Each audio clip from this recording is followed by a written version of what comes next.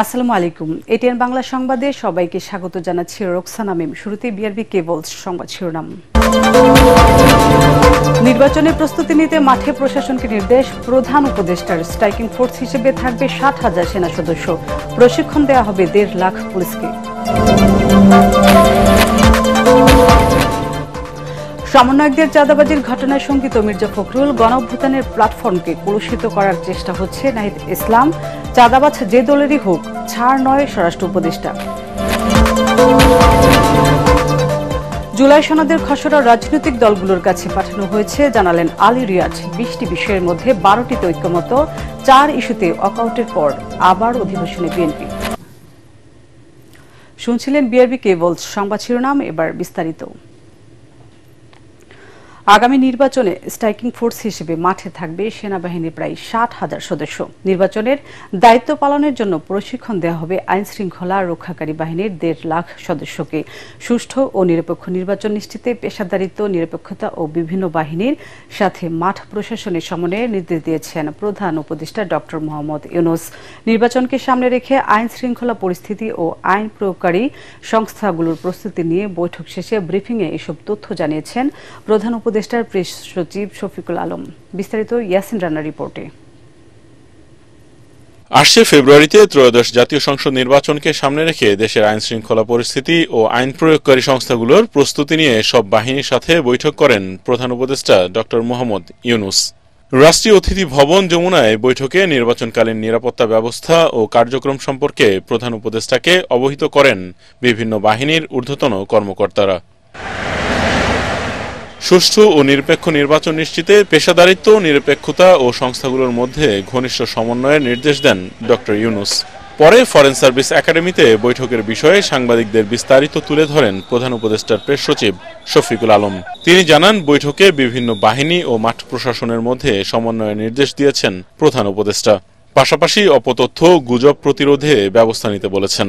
Army, police এবং গ্রাসরুটের যে local administration, এদের মধ্যে কোঅর্ডিনেশন বাড়ানোর কথা বারবার জোর দিয়ে বলা হয়েছে এবং এই কোঅর্ডিনেশনটা লোকাল লেভেলে এবং এটা একটা ন্যাশনাল লেভেলে। অক্টোবর এবং নভেম্বরে 1.5 লক্ষ পুলিশের নির্বাচন বিষয়ে তাদেরকে ট্রেনিং দেওয়া হবে। সেনাবাহিনীর তরফ থেকে বলা হয়েছে যে প্রায় 60,000-এর মতো ট্রুপস এই নির্বাচনী ডিউটিতে থাকবেন। আমরা আশা করছি যে এই নির্বাচনের সময় তাদের একটা বলিষ্ঠ ভূমিকা থাকবে এবং তারা মূলত স্ট্রাইকিং ফোর্স হিসেবে থাকবেন। এ সময় নির্বাচনকালীন মাঠ প্রশাসনে রদবদলের বিষয়ে সিদ্ধান্তের কথাও জানান ডেপুটি প্রেস সচিব আজাদ মজুমদার। নির্বাচনের আগে যে জায়গাগুলোতে সমস্যা হতে পারে বলে আইন শৃঙ্খলা রক্ষাকারী বাহিনী মনে করে, সেই স্পটগুলোকে দ্রুত আইডেন্টিফাই করার। নির্বাচনের আগে আপনি জানেন যে প্রশাসনে একটা রদবদল আসন্ন, এই রদবদলটা কি প্রক্রিয়ায় হবে সেটা নিয়ে আলোচনা হয়েছে। এদিন প্রধান উপদেষ্টার সঙ্গে সৌজন্য দেখা করেছেন মার্কিন দূতাবাসের charge de affaires Tracy Ann Jacobson. এ সময় নির্বাচন সংস্কার, ঐকমত্য কমিশন, সন্ত্রাসবাদ ও শুল্কের বিষয়ে আলোচনা করেন তারা। ইন্টারিম গভর্নমেন্টের টপ প্রায়োরিটি হচ্ছে কাউন্টার টেরোরিজম এবং উনি বলেছেন কোনো ধরনের কোনো টলারেন্স টেরোরিস্টদের প্রতি শো করা হবে না, জিরো টলারেন্স। যুক্তরাষ্ট্রের আরোপিত শুল্ক কমানোর বিষয়ে আলোচনা চলছে বলেও জানান প্রধান উপদেষ্টার প্রেস সচিব শফিকুল আলম। 2 ঘন্টা মিটিংয়ে। ইয়াসিন রানা, এটিএন বাংলা, ঢাকা। সমন্বয়কদের চাঁদাবাজির ঘটনায় দেশের ভবিষ্যৎ নিয়ে শঙ্কিত বিএনপি মহাসচিব মির্জা ফখরুল ইসলাম আলমগীর। শাহবাগে যুবদল আয়োজিত গ্রাফিতি অঙ্কন কর্মসূচির উদ্বোধনীতে তিনি বলেন, গণ অভ্যুত্থানের 1 বছর পার হলেও দেশের তেমন কোনো পরিবর্তন করতে পারেনি অন্তর্বর্তী সরকার। রাজনৈতিক দলগুলোর পারস্পরিক কোন্দল ফ্যাসিস্টদের আবার ফিরে আসতে সুযোগ করে দিতে পারে বলেও শঙ্কা জানান তিনি। আরেক অনুষ্ঠানে দলটির সিনিয়র যুগ্ম মহাসচিব রুহুল কবির রিজভী প্রশ্ন, গণতন্ত্র রক্ষা মুখ্য উদ্দেশ্য হলে নির্বাচন দিতে এত দেরি কেন? আরো জানাচ্ছেন মুশফিকুর রহমান। জুলাই গণ অভ্যুত্থানের বর্ষপূর্তিতে দুনিয়া কাঁপানো স্বৈরশাসক বিরোধী আন্দোলনের স্মৃতিকে আরও সবার সামনে তুলে ধরতে নতুন করে গ্রাফিতি অঙ্কনের উদ্যোগ নিয়েছে বিএনপির সহযোগী সংগঠন জাতীয়তাবাদী যুবদল। আন্দোলনের অন্যতম গুরুত্বপূর্ণ স্থান রাজধানীর শাহবাগে এ কর্মসূচির উদ্বোধন করেন বিএনপির মহাসচিব মির্জা ফখরুল ইসলাম আলমগীর। এ সময় তিনি বলেন, গণ অভ্যুত্থানের আকাঙ্ক্ষা নতুন বাংলাদেশের স্বপ্ন পূরণ করতে হলে আগে জানতে হবে জনগণ কি চায়। বর্তমান সরকার যারা প্রতি মুহূর্তে সংস্কারের কথা বলছেন, রাজনৈতিক দলগুলোকে দোষারোপ করার চেষ্টা করছেন ইনডাইরেক্টলি যে আমরা কোঅপারেট করছি না। কথাগুলো সঠিক নয়। আমরা সারাক্ষণ তাদের এই সংস্কার কর্মসূচির সঙ্গে আমরা সহযোগিতা করছি। তিনি বলেন, ফ্যাসিবাদের বিচার নিশ্চিত না করে গণ আন্দোলনের পক্ষের শক্তিগুলো নিজেদের মধ্যে বিতর্কে জড়িয়ে পড়ছে, যা ফ্যাসিবাদকে ফিরে আসার পথ করে দিতে পারে। এ সময় সমন্বয়ক পরিচয়ে চাঁদাবাজি করতে গিয়ে গ্রেফতারের ঘটনাকে দুঃখজনক হিসেবে মন্তব্য করেন মির্জা ফখরুল। আজকে যখন পত্রিকা খুললাম, বেদনায় একেবারে নীল হয়ে গেছি। দেখলাম 5 জন সমন্বয়কারীকে গ্রেফতার করেছে পুলিশ। তারা জোর করে একটি বাড়ি থেকে, একজন সাবেক সংসদ সদস্যের বাড়ি থেকে 50 লক্ষ টাকা আদায় করছে। এই কি পরিণতি থেকে আমরা চেয়েছিলাম? এই বাংলাদেশের মানুষকে কেউ এটা চেয়েছিল? সুতরাং এত তাড়াতাড়ি যদি এই ঘটনা ঘটে, 1 বছর হয়নি, তাহলে আমাদের ভবিষ্যৎ কি? এদিকে নয়াপল্টনে বিএনপির কেন্দ্রীয় কার্যালয়ে সাবেক ছাত্রনেতা প্রয়াত শফিউল বারী বাবুর মৃত্যুবার্ষিকী উপলক্ষে বিএনপির সিনিয়র যুগ্ম মহাসচিব রুহুল কবির রিজভী বলেন, বিএনপির নামে কেউ অপকর্ম করলে তাদের ছাড় দেওয়া হবে না। যাদের অপকর্ম করে আমরা ঢালাওভাবে বলেছি যে আনুষ্ঠানিকভাবে কেউ বলার আগে এটা পুলিশ যদি জানতে পারে তারা ব্যবস্থা নিয়ে কেউ এই ব্যাপারে আপনাদেরকে কোনো ধরনের তদবির করবে না। পুলিশ প্রশাসন আমরা বলার পরেও চাঁদাবাজদেরকে ধরে না, আমরা বলার পরেও দখলদারকে ধরে না। এ সময় সরকারের 25টি বোয়িং বিমান কেনার উদ্যোগের সমালোচনা করে দেশের সার্বভৌমত্ব রক্ষার্থে যুদ্ধ বিমান কেনার উদ্যোগ নেয়ার আহ্বান জানান রিজভী। মুশফিকুর রহমান, এটিএন বাংলা, ঢাকা। বৈষম্য বিরোধী ছাত্র আন্দোলনের ব্যানারকে ব্যবহার করে চাঁদাবাজির মাধ্যমে গণ অভ্যুত্থানের এই প্ল্যাটফর্মকে কলুষিত করার চেষ্টা হচ্ছে বলে অভিযোগ করেছেন জাতীয় নাগরিক পার্টির আহ্বায়ক নাহিদ ইসলাম। তিনি বলেন, আগামীর আন্দোলন হবে সকল দুর্নীতি ও চাঁদাবাজির বিরুদ্ধে। দেশ গড়তে জুলাই পদযাত্রার অংশ হিসেবে ময়মনসিংহের পথসভায় তিনি এসব কথা বলেন। এ সময় দুর্নীতির বিরুদ্ধে জিরো টলারেন্সের ঘোষণাও দেন এনসিপির নেতারা। এর আগে জামালপুরে পদযাত্রা করে এনসিপি। জেলা প্রতিনিধিদের পাঠানো তথ্যচিত্রে মাজাহারুল হক মুহাজিরের রিপোর্ট। দেশ গড়তে জুলাই পদযাত্রা কার্যক্রমের অংশ হিসেবে অভ্যুত্থান পরবর্তী রাজনৈতিক দল জাতীয় নাগরিক পার্টি এনসিপি এখন চষে বেড়াচ্ছে ময়মনসিংহ বিভাগ। 28তম দিনে দলটির গন্তব্য জামালপুর এবং ময়মনসিংহ। জামালপুরে এনসিপির নেতারা দেখা করেন জুলাই আন্দোলনে শহীদ পরিবারদের সঙ্গে। পরে জামালপুরের পথসভায় নাহিদ ইসলাম বলেন, ভোটের অনুপাতে জাতীয় সংসদে উচ্চকক্ষ চায় এনসিপি। আমরা নাকি নির্বাচন বানচালের চেষ্টা করছি, আর এই গণ অভ্যুত্থান না হলে আপনারা নির্বাচনের স্বপ্নই দেখতে পারতেন না। এই গণ অভ্যুত্থান না হলে, যদি কোটা সংস্কার আন্দোলন থেকে আমরা এটাকে গণ অভ্যুত্থানের দিকে নিয়ে যেতাম, সরকার পতনের দিকে না নিয়ে যেতাম, তাহলে এই শেখ হাসিনার সরকারের অধীনে আপনারা আরো 4 বছর অপেক্ষা করতে। জুলাই সনদের মাধ্যমে আমরা এই 5ই আগস্টকে সর্বদলীয়ভাবে সেলিব্রেট করতে চাই, উদযাপন করতে চাই। পথসভা শেষে এনসিপির যাত্রা ময়মনসিংহে। বৈরী আবহাওয়া উপেক্ষা করেই শহরের বিভিন্ন এলাকায় পদযাত্রায় অংশ নেন দলটির নেতা কর্মী সমর্থকরা। এ সময় দলটির নেতারা বলেন, যারাই দুর্নীতি করবে তাদের কোনো ছাড় দিবে না এনসিপি। আমাদের নেতা কর্মী যারা আছেন, আমরা মুখে মুখে নতুন রাজনৈতিক বন্দোবস্ত, কিন্তু আপনি যা করবেন চাঁদাবাজি, এই জিনিসগুলো কিন্তু আমরা বরদাস্ত করব না। যে আহতদের স্বপ্ন, শহীদদের স্বপ্ন আমরা রচনা করতে যাচ্ছি, সেখানে দেখতে পাচ্ছি একটি দল ওয়াকআউট করার চেষ্টা চালাচ্ছে। এ সময় আগামী 5 আগস্টের মধ্যেই জুলাই সনদ ঘোষণার দাবি জানান নাহিদ। ইনশাআল্লাহ আমরা 5ই আগস্টের মধ্যেই জুলাই সনদ এবং জুলাই ঘোষণাপত্র আদায় করতে পারবো। চাঁদাবাজির বিরুদ্ধে সামাজিক আন্দোলন গড়ে তোলার আহ্বানও জানান তিনি। মাসহারুল হক মুহাজির, এটিএন বাংলা। চাঁদাবাজ যে দলেরই হোক, তাদের বিরুদ্ধে কঠোর ব্যবস্থা নেওয়া হবে বলে জানিয়েছেন স্বরাষ্ট্র উপদেষ্টা মোহাম্মদ জাহাঙ্গীর আলম চৌধুরী। গুলশান থেকে বৈষম্য বিরোধী ছাত্র নেতাদের গ্রেফতার করে সেই বার্তায় দেওয়া হয়েছে বলে জানান তিনি। সাংবাদিকদের প্রশ্নের জবাবে উপদেষ্টা বলেন, নির্বাচনের প্রস্তুতি নিচ্ছে আইন শৃঙ্খলা বাহিনী, প্রয়োজনে এসপি ওসিদেরও বদলি করা হবে। রিপোর্ট জানাচ্ছেন মাহবুব কবির চপল। উচ্চারণ করতে পারতেছি না, গণদলায় লিখে আছে, এটা আমি উচ্চারণ করতেছি না। আমরা তো অন্য কোনো জায়গায় দিলে প্রথমত গায়ে হাত দিই। প্রবাদ আছে, চোরের 10 দিন, গেরস্তের 1 দিন। ঠিক তাই ঘটেছে বৈষম্য বিরোধী কয়েকজন ছাত্র নেতার বিরুদ্ধে। বিভিন্ন জায়গায় চাঁদাবাজির অভিযোগের পর ধরা খায় আওয়ামী লীগের সাবেক এমপি শাম্মী আহমেদের বাসায় গিয়ে চাঁদার টাকা গুনে নেওয়ার ঘটনা ভাইরাল হলে শুরু হয় ব্যাপক সমালোচনা। আটক করা হয় 5 জনকে, যদিও সমন্বয়ক আব্দুর রাজ্জাক বিন সুলাইমান রিয়াদ নিজেই ছিলেন চাঁদাবাজদের বিরুদ্ধে। আমরা ছিলাম, আমরা আছি, আমরাই থাকবো। এদেশকে নতুন করে সাজানো পর্যন্ত স্বরাষ্ট্র উপদেষ্টা বলছেন, চাঁদাবাজ যে দলেরই হোক কোনো ছাড় দেওয়া হবে না। চাঁদাবাজির অবশ্যই ই হচ্ছে, আপনারা তো বড় করে রিপোর্ট দিচ্ছেন না যে গুলশানের কি চাঁদাবাজকে আমরা ছাড় দেই নেই, গুলশানের চাঁদাবাজকে ধরছি না। কোনো চাঁদাবাজকে ছাড় দেওয়া হবে না, সে যত বড় লোকই হোক এবং যত প্রভাবশালী হোক না কেন, তাকেই ছাড় দেওয়া হবে। যদি কোনো আমি তো বললে কাউকে ছাড় দেওয়া হবে না, যে যত পরিচয় দেওয়া হোক না কেন, কাকেই ছাড় দেওয়া হবে। নির্বাচনের জন্য আইন শৃঙ্খলা বাহিনী প্রস্তুতি নিচ্ছে বলেও জানান তিনি। পুলিশের যে ট্রেনিং, এটা আমরা অগাস্ট মাস থেকে শুরু করব। ট্রেনিংটা তো ধরো এক ব্যাচ যাবে, আরেক ব্যাচ আসবে, এক ব্যাচ যাবে, আরেক ব্যাচ আসবে, ইলেকশনের আগ পর্যন্ত। এসপি ওসিদের পরিবর্তন এটা তো কন্টিনিউয়াস হইতেই থাকতেছে, এটা হইতে থাকবে, এটা সব সময় পোস্টিং হইতেছে। নির্বাচন কেন্দ্র করে হবে কিনা সেসব আপনারা হইলে দেখতে পারবেন। উপদেষ্টা বলেন, মাদক বহনকারীরা গ্রেফতার হলেও গডফাদাররা থাকছে ধরা ছোঁয়ার বাইরে। মাদকের ক্যারিয়ারগুলি ধরা পড়তেছে, কিন্তু গডফাদারগুলি এখনো ধরা পড়তেছে না। মাহবুব কবির চপল, ATN বাংলা, ঢাকা।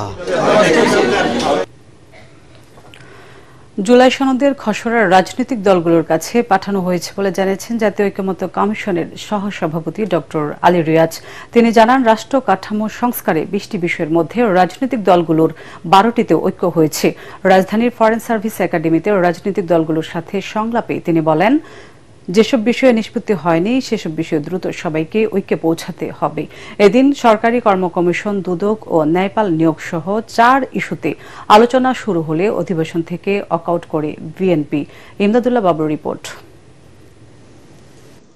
রাষ্ট্র সংস্কারে রাজনৈতিক দলগুলোর সাথে ধারাবাহিক সংলাপের দ্বিতীয় দফার 20তম দিনের আলোচ্য সূচি ছিল সাংবিধানিক ও সংবিধিবদ্ধ প্রতিষ্ঠানে নিয়োগ এবং সংসদে নারী প্রতিনিধিদের অংশগ্রহণ। 30টি রাজনৈতিক দলের অংশগ্রহণে শুরু হয় অধিবেশন।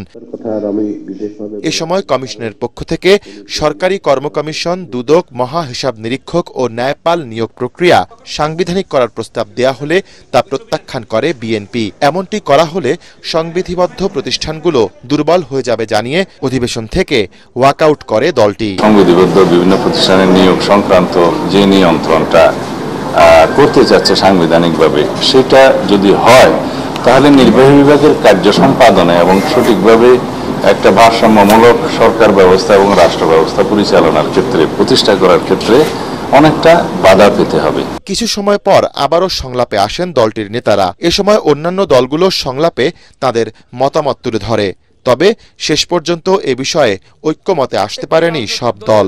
এর আগে আমরা 2-একটা বয়কট দেখেছি, ওয়াকআউট দেখছি এবং ওয়াক ইনও আমরা দেখছি। ওয়াকআউট, ওয়াক ইনের আইনগত কোনো ভিত্তি এই মিটিং আছে কিনা, পার্লামেন্ট আছে তো জানি, এটাতে আছে কিনা এটা খুব জানি না। তারা যদি আলোচনাতে পার্টিসিপেট না করেন, তারা যদি বুঝাতে না চান, তারা যদি গো ধরে বসে থাকেন যে না, যেভাবে নিয়োগগুলো হয়ে আসছে ঠিক সেভাবেই নিয়োগগুলো হবে, তাহলে তো এটা অনভিপ্রেত। নিয়োগ কমিটির মাধ্যমে নিয়োগ দেওয়া প্রয়োজন মনে করি, তবে যদি সব দল ঐক্যমত্য না হয়, এইখানে এই আলোচনা প্রয়োজন নেই। আমরা নির্বাচন ইশতেহারে যার যার কথা বলবো, জনগণ সিদ্ধান্ত নিলেই আমরা তার মতো এই কাজ করব। অধিবেশন শুরুর আগে নির্ধারিত বক্তব্যে কমিশনের সহসভাপতি জানান, রাষ্ট্র সংস্কারের বিষয়ে আনা মৌলিক প্রস্তাবগুলোয় 31 জুলাইয়ের মধ্যে সব দলকে ঐক্যে আসতে হবে।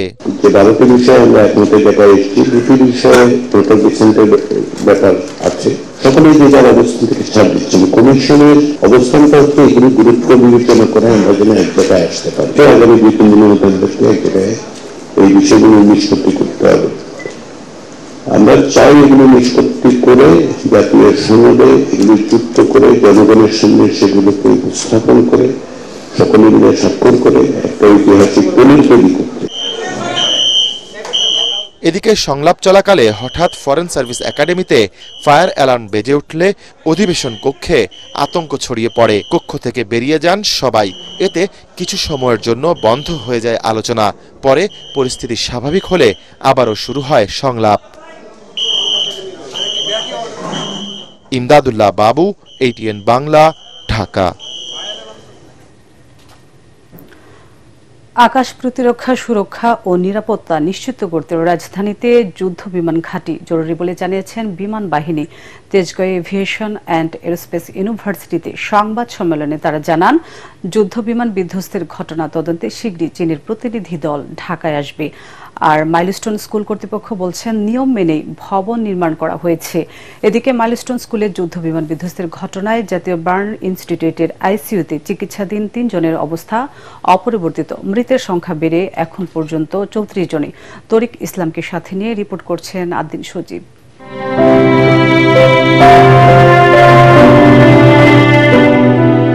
প্রাণ প্রকৃতি যেন এখনো কাঁদছে মাইলস্টোন স্কুলে বিমান বিধ্বস্তের ঘটনায়। এখনো হাসপাতালের পরিবেশটা ভারী এক একটি ফুটফুটে ফুলের বিয়োগে। মর্মান্তিক ওই ঘটনার প্রায় 8 দিন। মৃতের সংখ্যা বেড়েছে দিন যত গেছে। কারো কারো অবস্থার আরও অবনতি হয়েছে। জাতীয় বার্ন ও প্লাস্টিক সার্জারি ইনস্টিটিউটে আশঙ্কাজনক অবস্থায় এখনো চিকিৎসা নিচ্ছেন অন্তত 3 জন। সুস্থ হচ্ছেন বেশ কয়েকজন। বাকি আরো 3টা ক্রিটিক্যাল এবং সিভিয়ার কেস, তাদের অবনতি ঘটে নাই, মানে কোনো অবনতি ঘটে নাই, আগের মতোই আছে। আর ইন্টারমিডিয়েট যে পেশেন্টগুলো ছিল এদের মধ্য থেকে আমরা 3 জনকে বাসায় পাঠানোর মতো অবস্থা হয়েছে। কিন্তু ওয়েদার প্লাস কয়েকদিন পরে আর একটা ড্রেসিং হবে, এই সমস্ত কথা বিবেচনা করে ওনাদেরকে আমরা পরবর্তী ড্রেসিং করে আমরা বাসায় পাঠিয়ে দিব। এদিকে এই ঘটনায় স্কুল ভবন নিয়ে ওঠা নানা প্রশ্নের জবাব দিয়েছে মাইলস্টোন কর্তৃপক্ষ। সমস্ত কিছু রাজুকের যথাযথ নিয়ম মেনে করা হয়। বেবি চকের হাইট বিবেচনা নিয়ে করা হয়েছে। যদি আপনি আমার বেশি দূরে যাওয়া যাবে না, মেট্রো রেলের যে দুটো ভবন আছে আমাদের দ্বিগুণ, কাজে হাইট যদি সমস্যা হয় তাহলে প্রথম হাইটের সমস্যাটা ওইখানে হওয়ার কথা। সমস্ত অনুমোদন নিয়ে আমরা নির্মাণ করেছি এবং এখনো নির্মাণ কাজ চলতেছে। ঢাকায় যুদ্ধ বিমান প্রশিক্ষণের কারণ ব্যাখ্যা করেছে বিমান বাহিনীও। জানায়, আকাশ প্রতিরক্ষা, সুরক্ষা ও নিরাপত্তা নিশ্চিত করতে রাজধানীতে যুদ্ধ বিমান ঘাঁটি জরুরি। রাজধানীর স্ট্র্যাটেজিক এবং অপারেশনাল নেসেসিটি সুবাদে এই দেশের আকাশ প্রতিরক্ষা তথা রাজধানীর আকাশ প্রতিরক্ষার জন্য রাজধানীতে জরুরি বিমানের ঘাঁটি থাকা অত্যাবশ্যক। মর্মান্তিক দুর্ঘটনায় সকল নিহত এবং আহতদের সর্বাত্মক সহযোগিতা আমরা করব এবং আমরা এই সহযোগিতার জন্য আমরা যতদিন প্রয়োজন তাদের পাশে থাকব। তদন্তে আন্তর্জাতিক সহায়তা দুর্ঘটনার মূল কারণ চিহ্নিত করতে সহায়ক হবে বলেও বিশ্বাস তাদের। পরিচালক কর্মচারী পরিদপ্তর, বাংলাদেশ। আদ্দিন সজীব, ATN বাংলা, ঢাকা। টানা বৃষ্টিতে আবারও তলিয়ে গেছে চট্টগ্রামে নির্মাচল। পানি জমে সৃষ্টি হয়েছে জলাবদ্ধতা। বাসাবাড়ি থেকে শুরু করে দোকানপাটে ঢুকে পড়েছে পানি। এতে চরম ভোগান্তিতে পড়েছে নগরবাসী। অন্যদিকে পাহাড় ধসের আশঙ্কায় এর পাদদেশে ঝুঁকিপূর্ণভাবে বসবাসরতদের সরে যেতে করা হচ্ছে মাইকিং। চট্টগ্রাম থেকে আরো জানাচ্ছেন সৈয়দ তামিম মাহমুদ।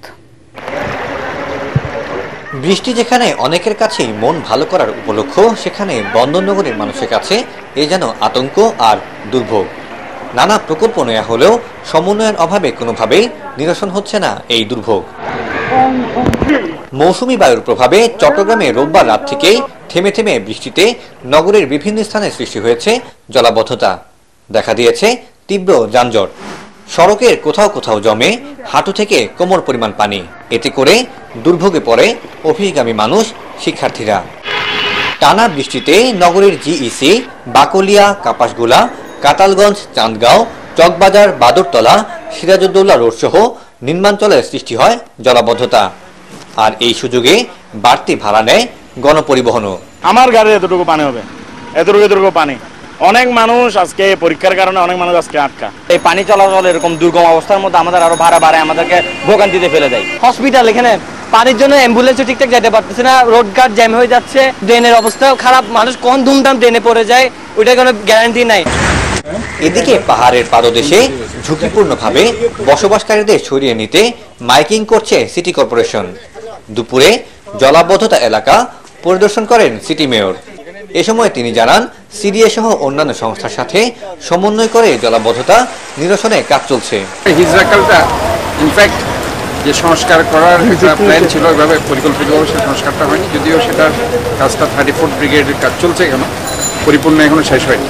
তো হিজরাকালটা কমপ্লিটলি যদি হয়ে যায় তার একটা রেজাল্ট আমরা দেখতে পাবো। চট্টগ্রাম জুড়ে এমন আবহাওয়া আরও 2-1 দিন থাকতে পারে বলে জানিয়েছে আবহাওয়া অফিস। সৈয়দ তামিম মাহমুদ, এটিএন বাংলা, চট্টগ্রাম। এবার আন্তর্জাতিক সংবাদ।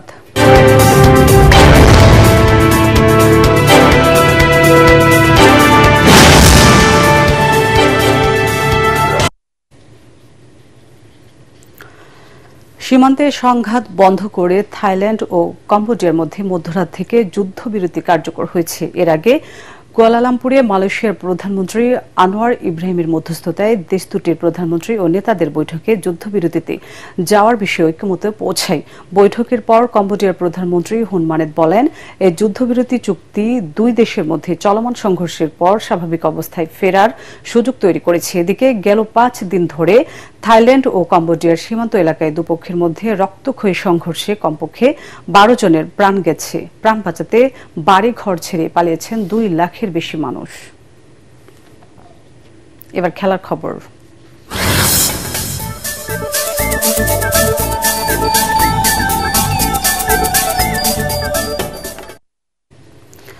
বিশ্বকাপ খেলার জন্য প্রস্তুতি শুরু করেছে বাংলাদেশ জুনিয়র হকি দল। মৌলানা ভাসানী হকি স্টেডিয়ামে 2 কোচ আশিকুজ্জামান ও মশিউর রহমান বিপ্লবের তত্ত্বাবধানে চলছে অনুশীলন। তবে হকির বিশ্ব আসরে খেলার আগে প্রস্তুতি ম্যাচের অভাব বোধ করছেন খেলোয়াড়রা। ফেডারেশনের সাধারণ সম্পাদক জানান, পাকিস্তান ও ইউরোপিয়ান দলের বিপক্ষে প্রস্তুতি ম্যাচ আয়োজনের চেষ্টা করছে তারা। পরাকারমানের রিপোর্ট। ভারতের চেন্নাইয়ে 28 নভেম্বর থেকে 10 ডিসেম্বর পর্যন্ত হবে জুনিয়র বিশ্বকাপ হকি টুর্নামেন্ট।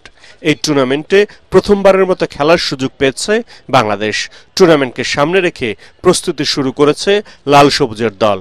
2 কোচ আশিকুজ্জামান ও মশিউর রহমান বিপ্লবের তত্ত্বাবধানে টার্ফে চলছে অনুশীলন। 24 দলের এই টুর্নামেন্টে বাংলাদেশের গ্রুপে আছে অস্ট্রেলিয়া, ফ্রান্স ও দক্ষিণ কোরিয়া। শক্তিশালী প্রতিপক্ষের বিপক্ষে ভালো খেলার প্রত্যাশা খেলোয়াড়দের।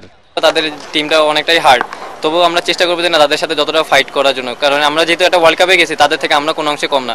সো আমাদের যতটুকু ফাইট করা দরকার আমরা ততটুকুই ফাইট করবো। ওয়ার্ল্ড কাপের স্টেজ তো এটা আপনার নিজেকে রেডি করার জন্য, আপনার নিজে যাচাই বাছাই করার জন্য প্রস্তুতি ম্যাচ অনেক ইম্পর্টেন্ট একটা পার্ট।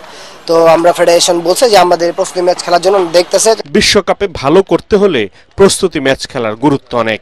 প্রস্তুতি ম্যাচ খেলতে পারলে নিজেদের শক্তিমত্তা এবং দুর্বলতা জেনে সেই মতো পদক্ষেপ নেওয়া সহজ হয়। তাই 2টি বিদেশি দলের বিপক্ষে প্রস্তুতি ম্যাচ আয়োজনের চেষ্টা চলছে বলে জানান ফেডারেশনের সাধারণ সম্পাদক।